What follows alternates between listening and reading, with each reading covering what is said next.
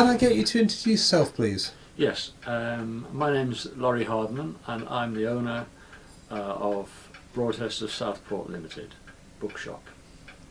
Now, are you the oldest bookshop in Southport? We are by a longer mile. Yes, in fact we're the only second-hand bookshop in Southport now, and one of the very few booksellers in the country to be selling new and second-hand and rare and collectible books. Coming in here, you can actually touch, feel the books, and see the books, Yes. and smell the books as well, which is something you can't get on the internet. It's true. Yeah. How has it altered over the years, the building? It's hardly altered at all because it was built as domestic property in the late 1880s, and it became a bookshop in 1920. All that we had when Charles Broadhurst opened the business in 1920 was the front of the shop downstairs. The back of the shop was an insurance office, and upstairs here there were bedsits and flats.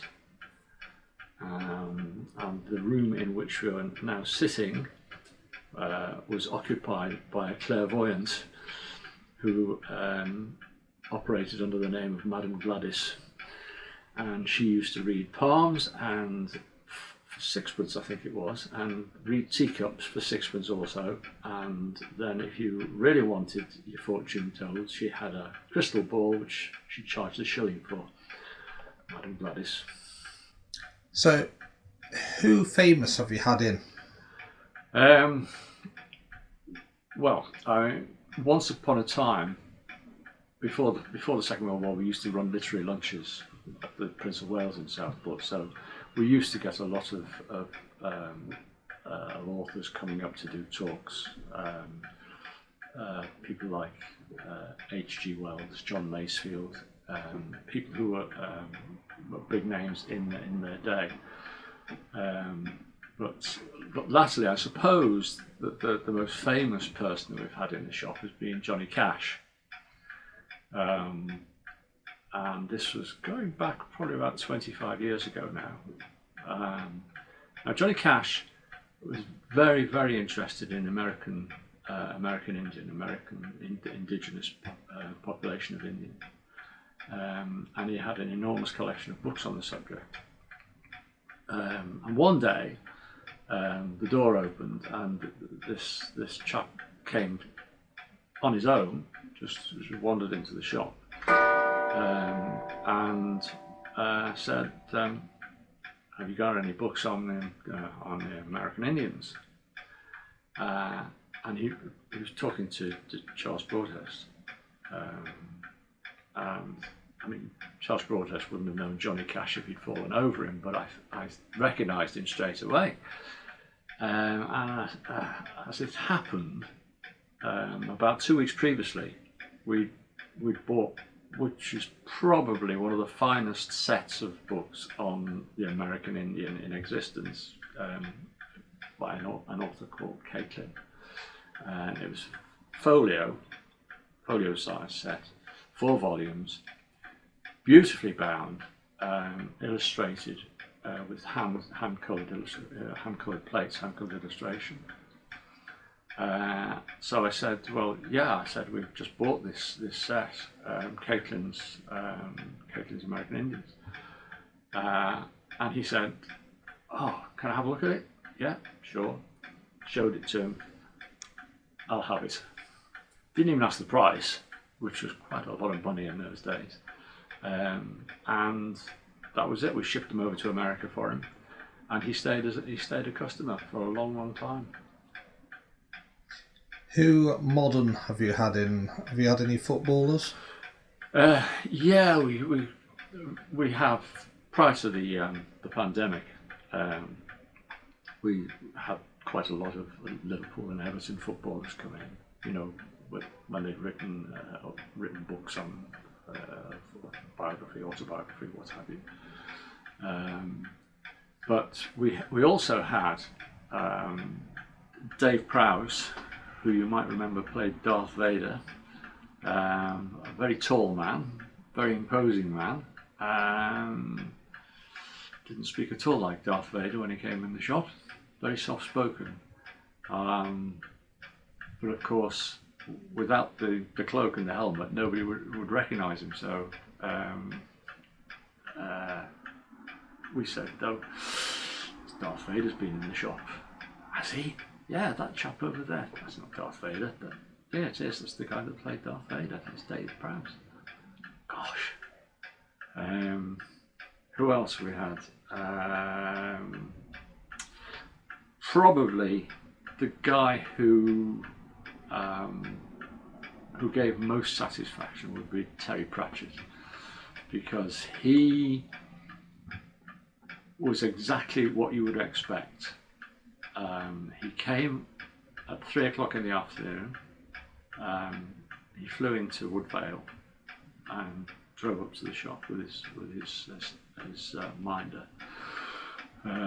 Started signing at 3 o'clock, and he signed solidly from 3 o'clock in the afternoon to 8:30 at night. And we kept him going with coffee and sushi, and he was a very happy man and spoke to everybody that he signed a book for. It wasn't just, "Thank you very much, thank you very much." He made a point of speaking to everybody that brought a book in for him. Really, really nice man. And he was due to do another signing for me because he liked the shop so much. But unfortunately, it was just after he'd been diagnosed. And as time went on, his health wouldn't allow him to do any more signings. So we had to put it with Michael Palin instead, who came twice. And again, it was exactly what you would expect. He is exactly as you see him on the television. Very nice man, very relaxed, very easy to talk to. Interested in the people that brought the books in for him to sign, asked why they'd come, and it was quite surreal because the night before he came to do the signing, I'd been watching him on the television on one of his travel programs. So I thought, "Oh, I was looking at you on television last night, rounding up horses." So those are two of probably the most famous ones. One of the most entertaining ones I had was Brian Blessed, who came in boomed in just before he was due to climb Everest. And he's actually shorter than you would think in real life, but very much wider, and a very definite presence. So he looked at me and said, Who are you? Are you on stilts? You're very tall." So yes, well, I'm the owner, Mr. Blessed. "Are you? What a wonderful shop you've got here." He said, "You might know that I'm going to climb Everest. Have you got any books on mountain climbing? I don't know how I'm going to get up there, so I need a book." So as it happened, I had two quite scarce books on Everest. One for the 1933 expedition and another one for the 28th.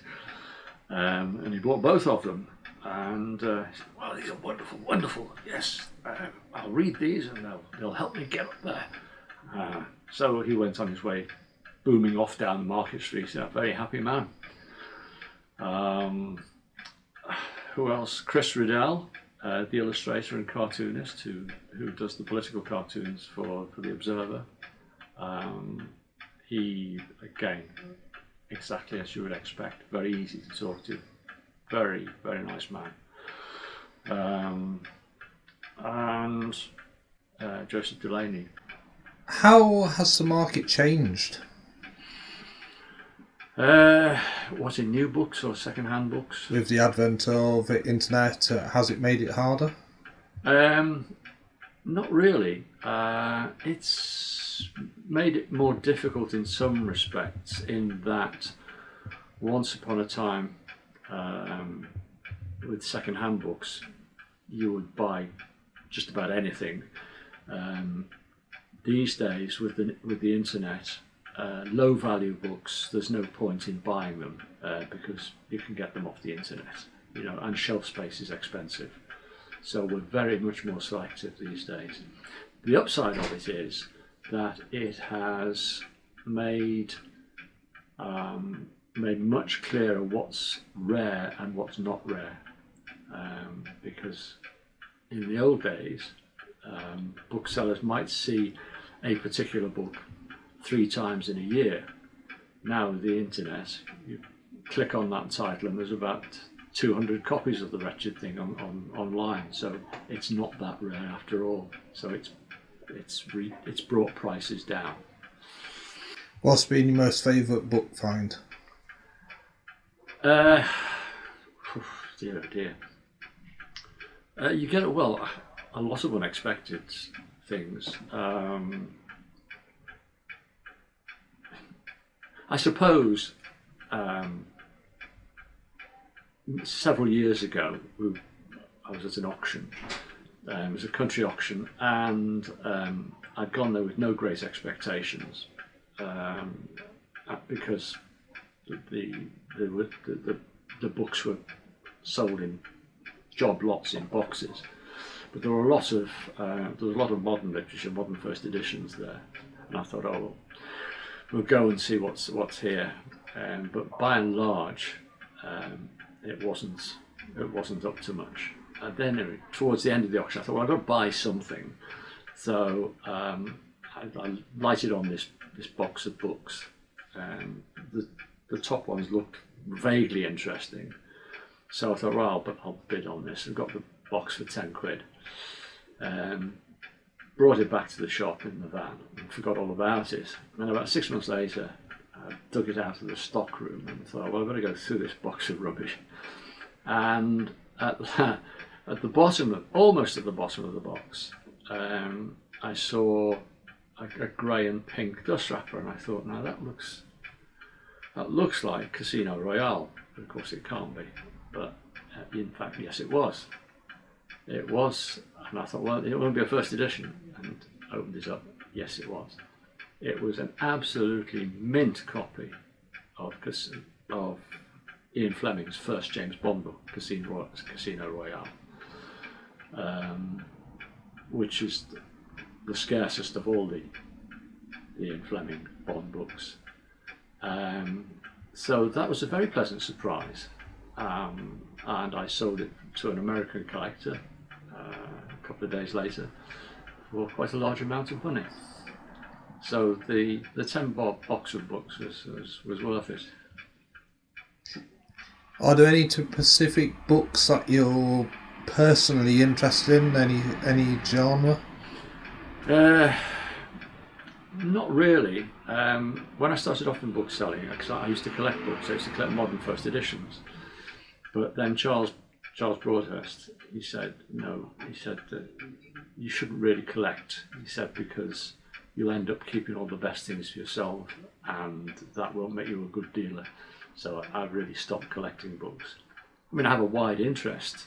I read a lot of history, a lot of political history, a lot of military history. Those, I suppose, are my real interests these days. But I don't collect per se.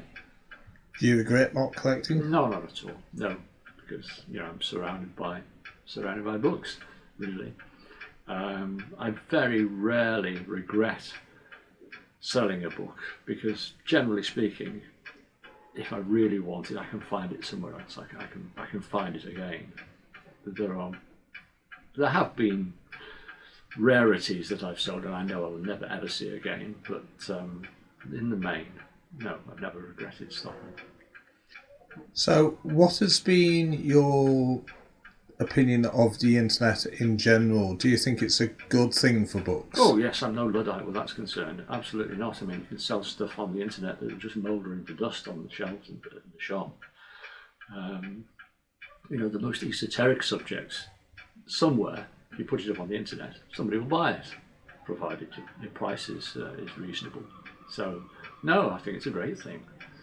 Have you discovered anything unusual and interesting on the internet? Regarding books? Not really, no, because I very rarely trawl the internet for books, unless it's just something specific that I want. No, and I very rarely buy books off the internet. Sell a lot of books on the internet, but mainly the book sales come through. The book purchase, come through the shop. People who contact us through the shop, either they bring lists in, or and I buy from private customers. I buy not a great deal from the internet unless it's for a specific customer. I very rarely buy stock on the internet. If anybody does want to sell anything, how do they get in touch with you? Is it just through the shop then? Yeah, through the shop, through our website, through Google or Twitter or any of the online portals, basically, and word of mouth, of course, because, as I say, we've been here for 102 years, so a lot of people know where we are.